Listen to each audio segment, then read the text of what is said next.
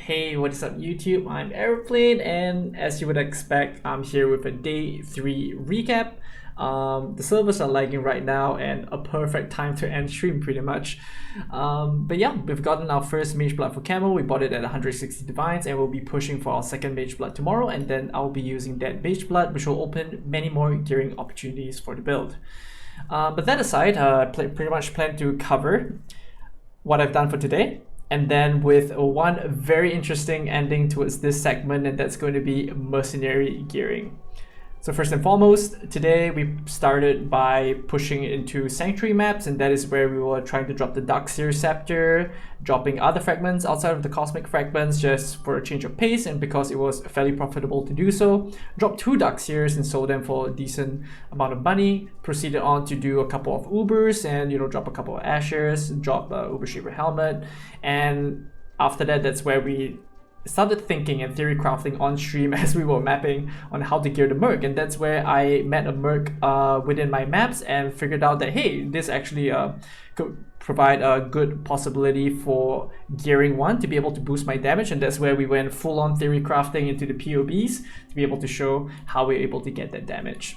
So that is pretty much the summary of where we got to today. Essentially, if you were to look at the historical POBs from the day 2 towards the day 3, I essentially moved all the way into the day 3 POB up to a peak of 38 million DPS, upgraded my Reap, which incidentally I didn't expect to give about 5 million POB DPS, a huge upgrade. The Light of Being with cold damage gave us a lot of damage for a single target, and of course moving into the large and medium clusters over here for a total of 2 large, 3 mediums, and socketing in the suppression over here to be able to get a little bit more suppressed. Didn't have that before, and yeah, pretty much be able to eke out that little bit of damage on top of the wand that we crafted. If you were to watch yesterday's recap, you would have seen how we crafted this wand, and ever since, I think there were so many people in chat thanking like, oh, their wands turned out great, and yeah, I'm very happy that you guys had great success there. So surely there's still some people who are saying that they are having trouble eking out the damage as they're going into Rid. So there are a few checkpoints that I'd like to reiterate once again. And that is going to be looking for that 25,000 evasion, 90% suppressed lucky, 3.5k HP, and then getting levels. Getting levels to be able to put in your clusters, which will give you the majority of your damage. If you do not have the passives to put in the clusters, you'll start off with 2 mediums, 1 medium here, 1 medium here, and you'll be about level 82, 83, 84, 85, thereabouts. And then you'll move on to level 87, and that is where you'll start adding in 1 large cluster, and your damage will jump from like 5 to 8 million. And then as you add in another medium cluster, moving into level 90 to 92, and that's where your damage will jump to 13 million, and that's when you realize you're at the day 2 POB. And then moving into the day 3 POB, that's where you get things like the Light of Meaning, an additional cluster as you hit the level 95, and then your damage will slowly ramp up even further. As you upgrade your amulet, upgrade your wand, that will be a huge damage boost to your build, and you'll slowly see that progression there. But once you've hit that point, you should be able to be farming T17s by the time you hit the day 2 POB. So all my VODs are public, and I've showed a lot of clips in my previous videos on the content that I was able to do on and at the level of gear at which I was able to do them. So that being said, hope you enjoyed the video, and I'll put the clip of how I geared my Merc towards the end of this video. Apologies for that. And do catch that. If you have any questions, feel free to drop by on stream. I'll be streaming the next few days, and any questions, you let me know. One other thing that I'm exploring is going to be the lightning version. I saw Jung's video, and that's going to be one potential in the future. We may be converting to lightning and exploring that to eke out even more damage, move into the hundreds of millions of damage potentially with the lightning Merc by converting to lightning damage instead of cold. But until then, we'll be doing the cold version, and hope you enjoyed the video. Bye.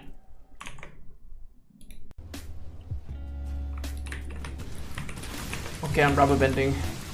I can confirm I'm rubber bending. Here, where you at? Okay, I guess the most important is gonna be the boss.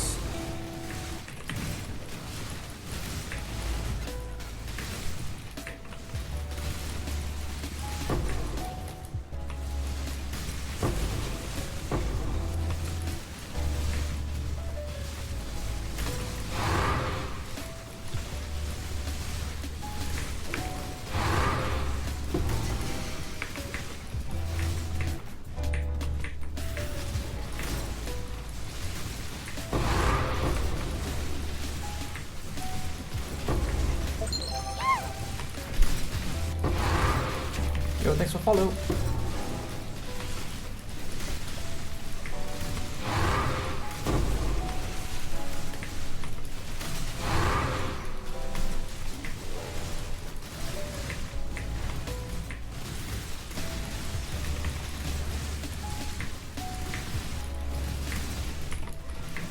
Alright, let's see if he brittles.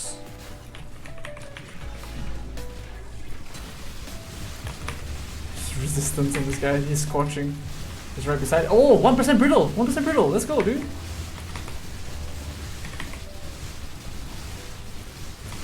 The damage was pretty good actually. The damage was actually pretty good. He didn't have any tank mods though. Oh, he had resistance mod actually? That's actually pretty tank. 1 Devo. That's actually pretty tank. Mercenary time, guys. For those of you here, I'll be making a video after stream today. Here is going to be the mercenary that I'm using. It's the Kineticist. There may be a better mercenary out there, but here it goes. So the mercenary has ally weakness casted, but he doesn't really cast it unless on a unique monster. The most important thing is that he is ranged and he has a lot of ability to hit many monsters with Kinetic Bolt and Kinetic Blast, with Fork, Chain, and Pierce. So he attacks and he hits a lot of monsters immediately that are in front of him. On top of that, he has haste that gives you attack and cast speed and movement speed, which is very nice for mapping, and that's just an additional bonus. So that's his skills, you know, nothing too special. He does the attack, he gives me haste, and he does a curse, but only on a unique boss. And then comes the special part, right? So how can we make use of the ability for him to hit many monsters? So number one, the approach that I gave for my mercenary is to do 2 things. Number one is to apply many curses, and number 2 is to apply many ailments. So now let's start with number 1 first. So to apply many curses, we have the ability to increase curse limit through Cospri's Will, +1 curse, and your hexes can affect hexproof enemies, really good. And then Doedre's Damning to apply an additional curse. We experimented with Windscream on the boots, but we decided that we wanted Scorch, and Legacy of Fury was the best one. So these are the ways that we can apply additional curses, bringing the curse limit to 3. So the plan here is to apply 2 curses with the build. Number 1 is going to be a Frostbite on a hit. This can be any rare ring, unique ring on the implicit or explicit to apply a curse. So in this case, I've done Frostbite on hit on the ring. And on top of that, I'm doing ally weak on hit on the glove. Okay, so this guy, when he attacks, right, he does 1 attack, it hits, you know, I don't know how many, 15, 20 monsters, boom. Immediately all those monsters get Frostbite and ally weak on them immediately. Easy. And then on top of that, if it's on a boss and we cast Assassin's Mark on it, how the curse limit applies for a party member is that if his curse limit is 3 and there's currently 1 curse on the mob, if he attacks, he immediately allows his 2 curses to apply on top of my Assassin's Mark. If I apply Assassin's Mark on top of a mob with already 3 curses, the other 2 get overridden. But what I've seen is that this guy just attacks really quickly, and then the curse immediately just gets replaced on, right? If I Assassin's Mark, I remove everything, and then he attacks again, the 2 additional curse gets added on top, so no problem even if it's Arcanist brand Assassin's Mark. And then there is the ability to apply ailments. That is the next part of the build. So number 1, and the biggest thing is going to be Galesight to be able to apply brittle. And to effectively do that on T17s with a lot of HP mods, I've realized I've seen not being able to apply brittle, but with a wand with flat cold, I've been able to apply brittle on the T17 boss monster up to like 1% increase base crit, which is pretty good. So that's the first one, brittle. When he's near any monsters, he applies Scorch on top of it, on top of the monster, and you can see the Scorch effect on the Legacy of Fury, increasing the Scorch on the mob, lowering their resistances. Lastly, we have the ability to apply sap through the shield and the glove. These 2 are slightly more unreliable in nature. So this is going to be when he blocks, he saps the enemies, which means they do less damage. You can see 6% less damage for 4 seconds, and then the glove in your chilling areas applies sap as well. So it has a chance to apply sap.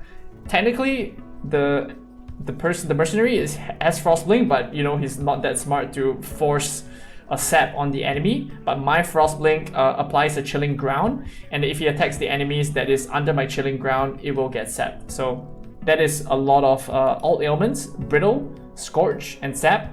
On top of your own chill, shock, and ignite, we apply a total of 6 ailments. Because of this, I've decided to use Taming to be able to take advantage of that 6 ailments. So I switched from my rare ring from life and resist to be able to use the Taming. So I dropped some life. My life got decreased by about 200. But now we get a massive damage boost on top of that. And yeah, last but not least, on top of the curses and ailments that we apply, we also have Perquil's Toe that everyone's using, and that is damage is lucky, so it's the top and bottom end of your damage multiplied by 0.16, and that's the more damage that you get from Perquil's Toe. So that is all the damage that we get. So let's take a look at the POV. Here we are. So this is our day 3. Technically, we do not have all of this. We do not have this, we don't have this, we don't have this, we don't have this, we do not have any of this. Okay, so this is our day 3. We do about 38 million, I think. My assassin's mark is correct. Okay, yeah, here we are.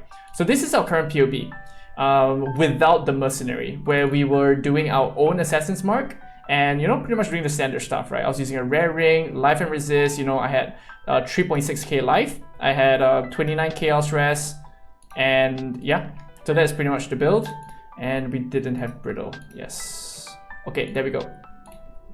So after I added a mercenary, with all the things that I mentioned, that is where we add the configs, where we have Cospri's Will for 1 additional curse, Doedre's Damage for additional curse, Galesight for brittle, Perquil for lucky, and Legacy of Fury with increased effect of Scorch, and Sap on the enemies in chilling area. And then we added the Taming, like I mentioned earlier. And then I put in an Aziri's Promise, but this could be anything you want. It could be a diamond, it could be a jade. I'm personally leaning towards going back to a diamond plus in case the brittle is not applied. And currently our build has 71 million damage. And we switched our Light of Meaning from cold to chaos res because that was a problem I needed to solve after I dropped my amethyst ring. So I switched that since we have massive amounts of damage already. So I decided to switch out of the Light of Meaning that we were previously using, which was on cold damage. So previously we had almost 80 million damage, and then I decided to gear more defensively since we have so much damage back towards the chaos res.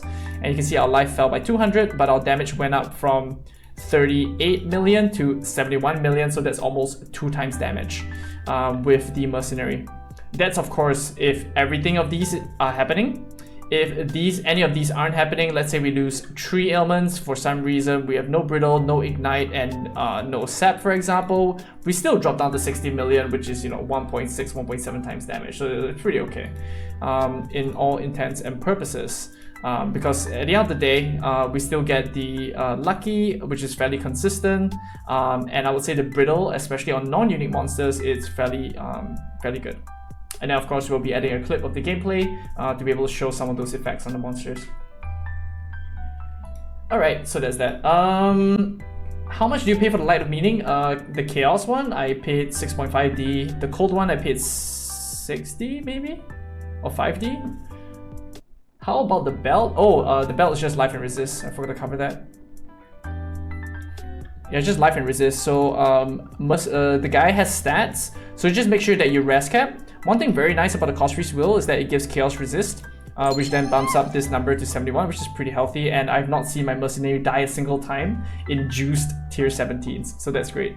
The only issue I have with him is sometimes him not being able to apply brittle, but after we got the wand on the normal mobs, on non-unique monsters, on non-giga HP resist bosses, he has been able to apply brittle on them. So yeah, 50% more HP. So he needs to be able to buff you by more than 50%. Oh no, I was ready to pump.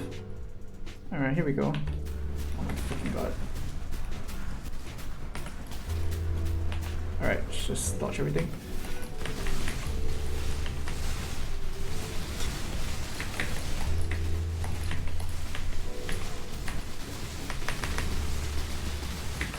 I think my damage increased. Where's his HP? He's like freaking... He's full life, dude. What? My Merc is so tanky, dude.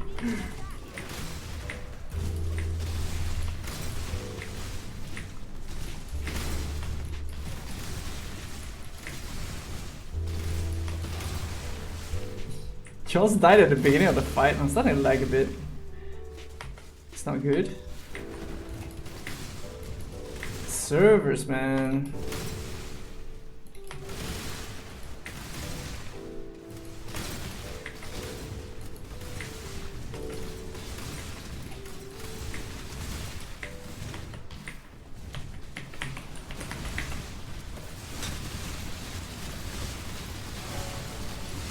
he got perma frozen.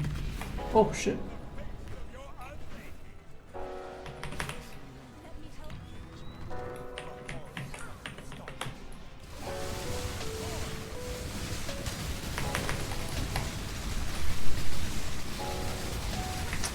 Ooh, I was hoping he does one mechanic and then he'll be insta-phased.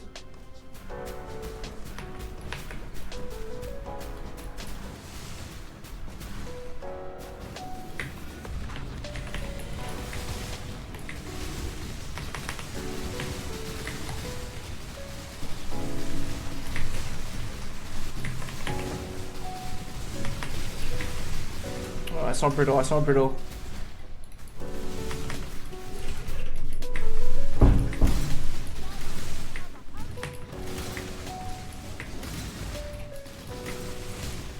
Yeah, there was a moment where there was brittle, I think.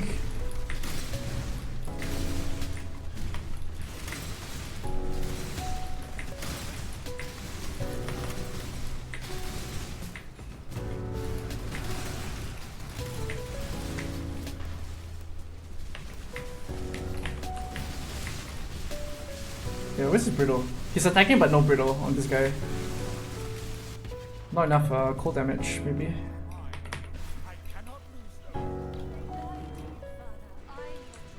Oh, latency spiking, crazy.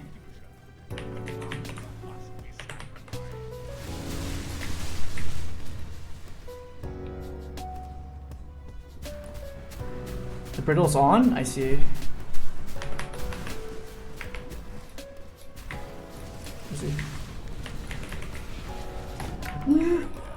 What? He was like right side, dude. Why did he come to the left? Why was he slamming leftward? I think maybe he was slamming the Merc, dude. That was confusing. Could have been slamming the Merc, I think. Scorch. A Sap, because I applied a Frost Blink. Oh shit, I was committing. Yeah, no brittle. Yeah, I was testing out the applying the Sap. Yeah, my Merc is like, he doesn't even lose HP, dude. My Merc. Oh shit. Oh my god, are you kidding me, dude? I'm lagging very badly, by the way, towards the tail end of this fight. Nothing we can't close out. Just checking the ailments. Oh my god, dude. He's a bit bugged on this fight, but he's just dead, I guess. Alright, and close out this fight. That's insane. Yeah, I mean the damage is crazy on the Merc. Helmet and a Shaper Exalt. Is this worth anything? I don't think it's worth very much, but yeah.